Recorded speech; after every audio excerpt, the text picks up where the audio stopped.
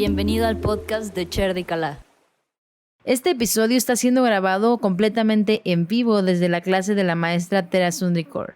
Recuerda que si quieres tomar una clase muestra, no dudes en contactarnos en nuestras redes sociales. Muy bien.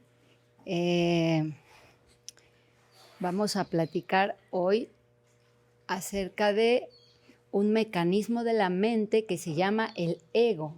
A lo mejor en esta época es como una palabra bastante común, ¿no? Cuando yo era chiquita y mi papá me explicaba qué era el ego, era así como la gente decía, ¿qué es eso? Pero ahora es algo como bastante común, que digan, no, eso viene desde tu ego, cosas así.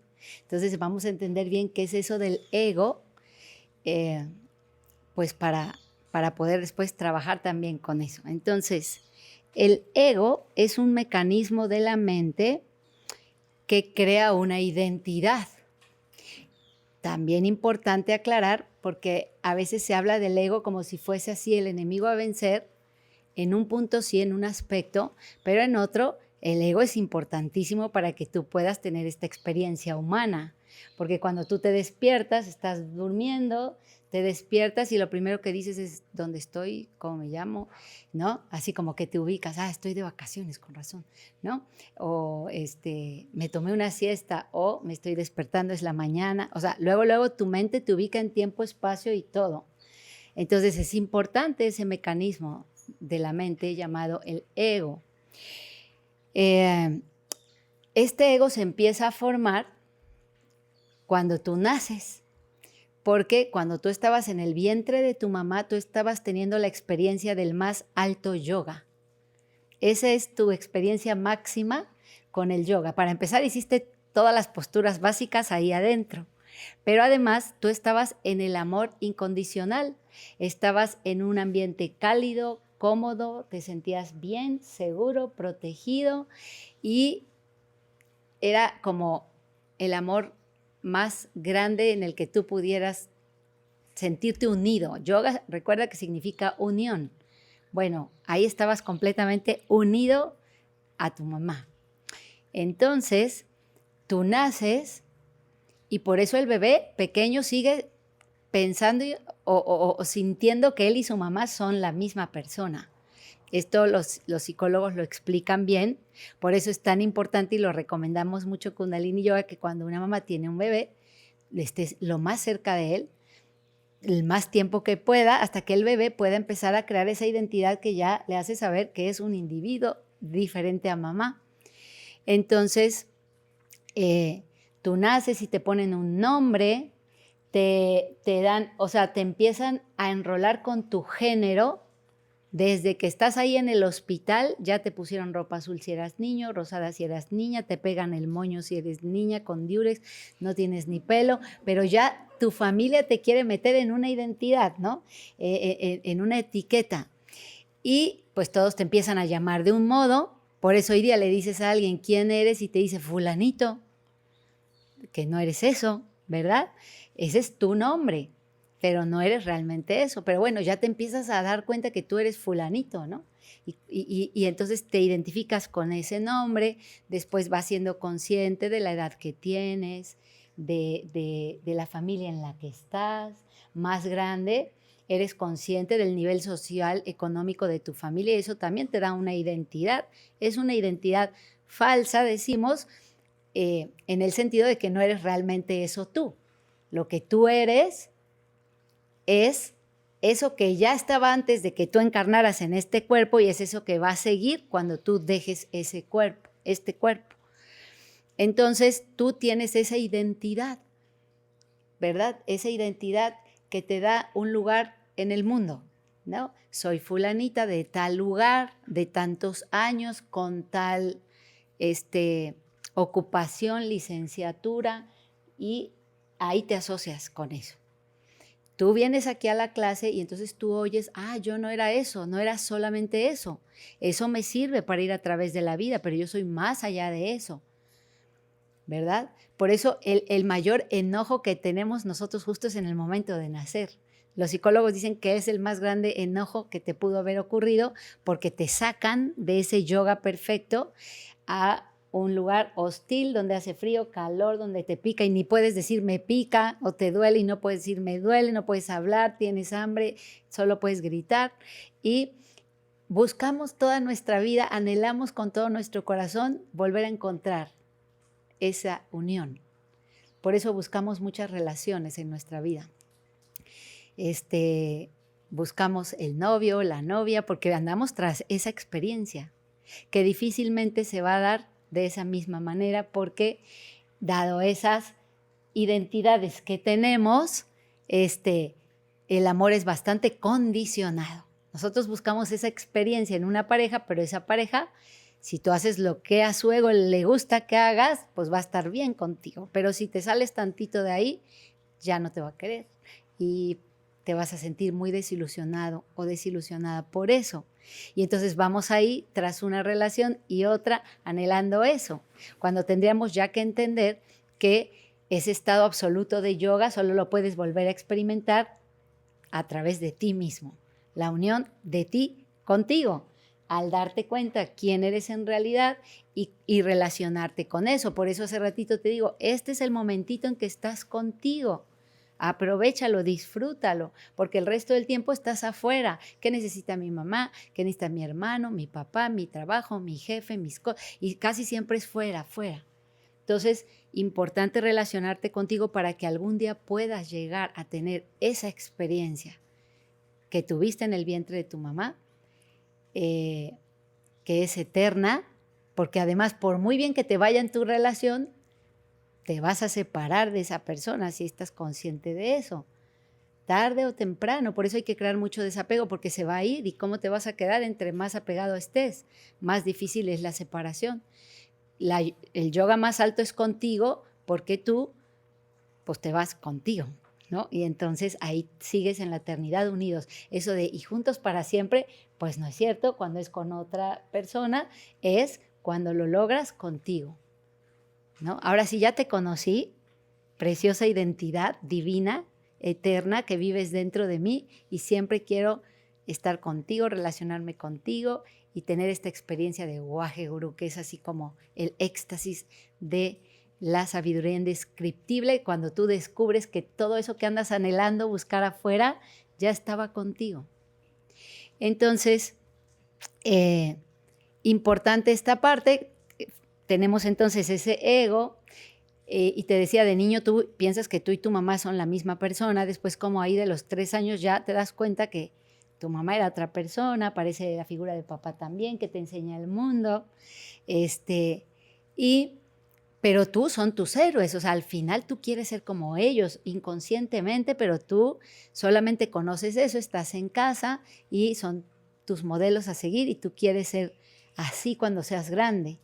Después llega la adolescencia y ocurre todo lo contrario, o sea, tú ya no quieres parecerte a mamá y papá, llegó el momento de crear tu propia identidad y entonces buscas modelos afuera, con amigos, con maestros, con conocidos, con gente de tu edad, y más bien quieres estar separado de lo que hacen tus papás, a menos que tus papás sean muy inspiradores, que tú sí quieras seguir ciertas líneas, pero en general la tendencia es a crear yo mi propia identidad, que ya sea independiente a lo que hacen mis papás.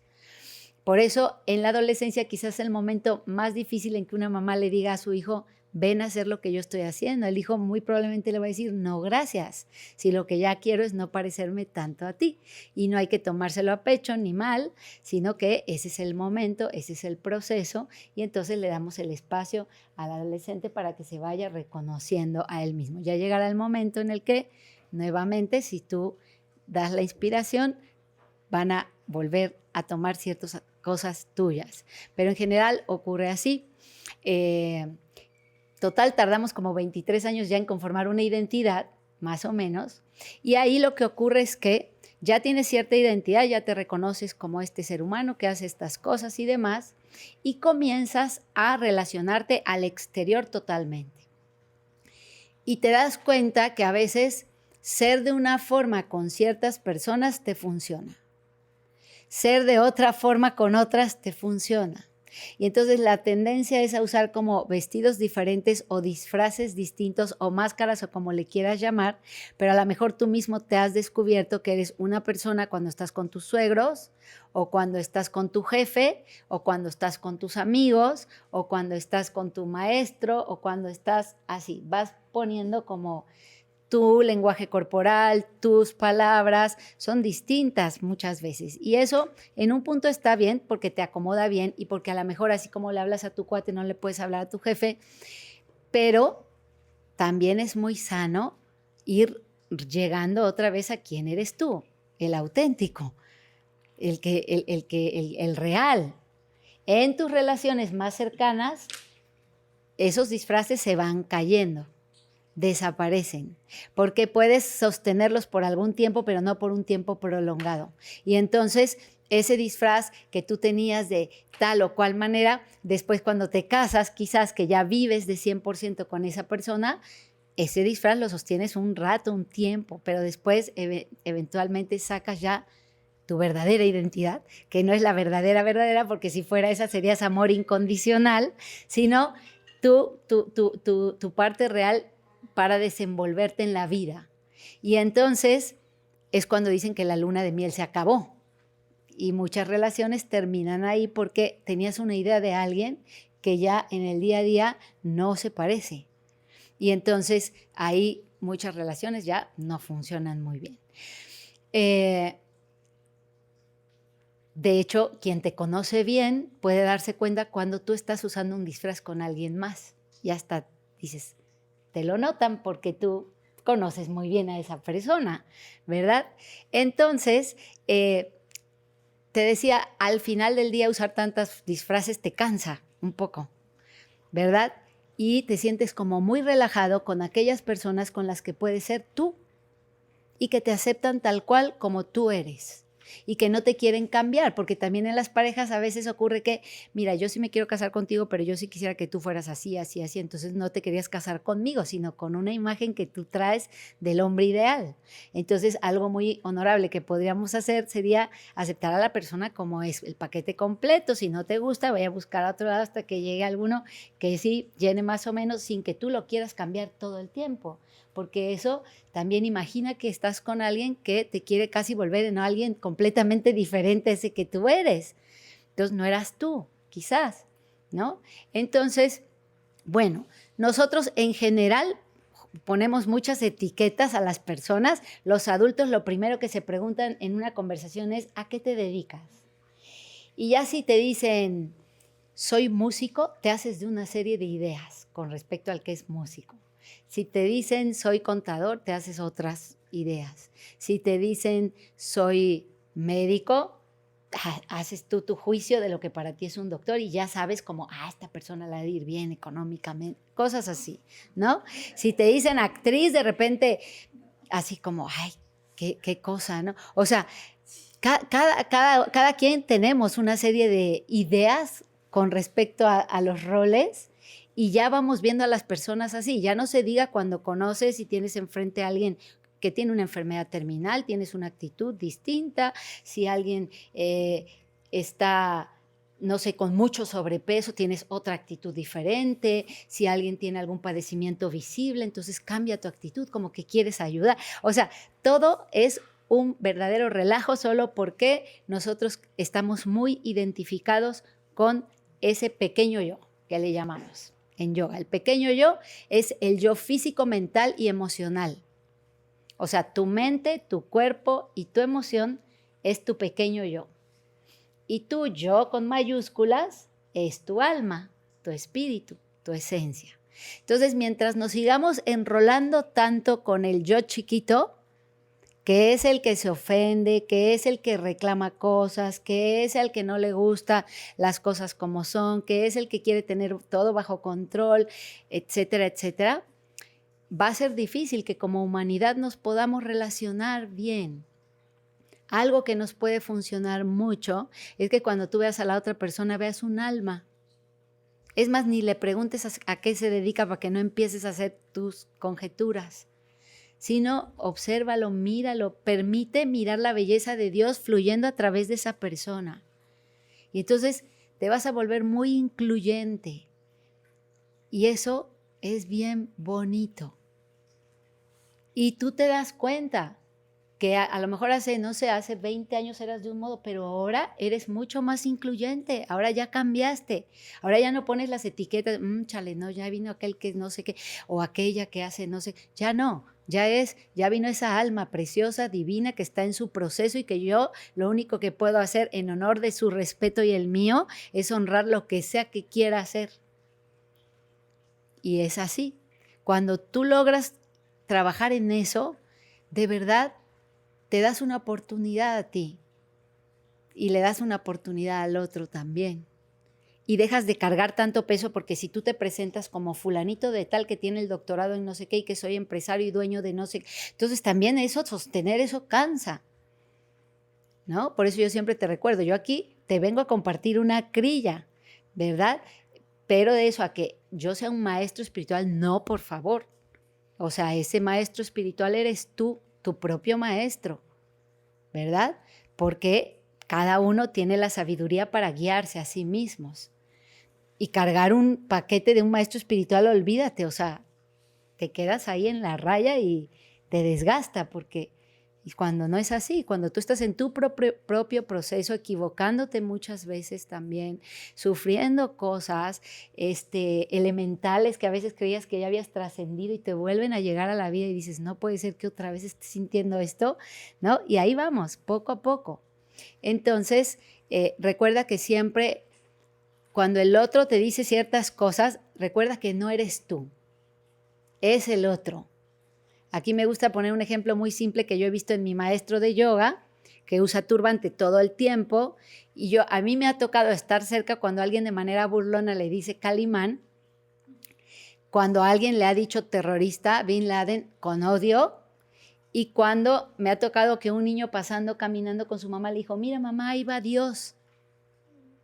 Entonces, ahí ese es un ejemplo muy simple de que tú puedes ver que no eres tú, sino eres el espejo del otro. Y ahí, ¿qué vio cada uno? Su propio reflejo. Y tú no tienes nada que ver con eso. Por eso cuando alguien en la calle pasa y te grita, lo más tonto que puedes hacer si es que no valoras tu propia energía, es ponerte a pelear con él. Porque un buen enojo, así un ataque de enojo equivale a 8 horas de trabajo en el campo. Trabajo pesado, solo en un enojo. 8 horas de trabajo en el campo, ¿tú sabes lo que es eso? Y se te fue a ti en un instante. Es no valorar tu energía prana. Tu grandeza se ve cuando el de enfrente te pasa mentando la mano y tú dices, bendiciones, Satnam, sigue tu camino. Si te enojas, es que te falta trabajar. Hasta que un día no te enojas. Tú piensa en el Dalai Lama. Si alguien pasa y le dice, viejo, loco, pelón, fanático, ¿qué va a hacer el Dalai Lama? Bendiciones. No se va a enrolar ahí. Ese es nuestro indicador de cómo va nuestra evolución. Cuando veas que te digan lo que te digan a ti, ya no te importa, es que ya vas bien. ¿Ok? Y mientras tanto, respira profundo, honra tu energía, no la malgastes y úsala en tu propio trabajo del día a día.